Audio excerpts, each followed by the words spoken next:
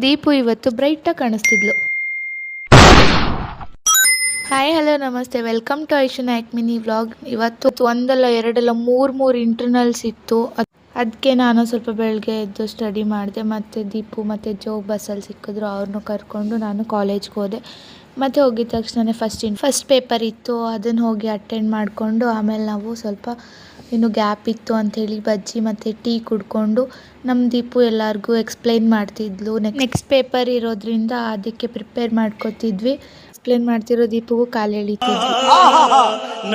ತೇಜಸ್ವಿ ಲೋಗ್ high ಹಮಾರೆ pass.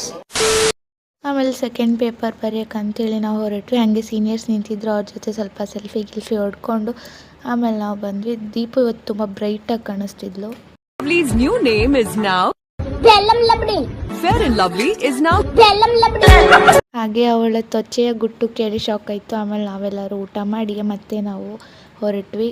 ನಾನು P ಜಿಗೆ ಬಂದು ರನ್ನಿಂಗ್ ಪ್ರಾಕ್ಟೀಸ್ಗೆ ಹೋಗಿದ್ದೆ. ಆಮೇಲೆ ರನ್ನಿಂಗ್ ಪ್ರಾಕ್ಟೀಸ್ ಮುಗಿಸ್ಕೊಂಡು ಬಂದು ಆಮೇಲೆ ಹಾಗೆ ಬರಬೇಕಿದ್ರೆ ನಾನು ಎಳ್ನೀರು ಕುಡ್ಕೊಂಡು ಬಂದೆ.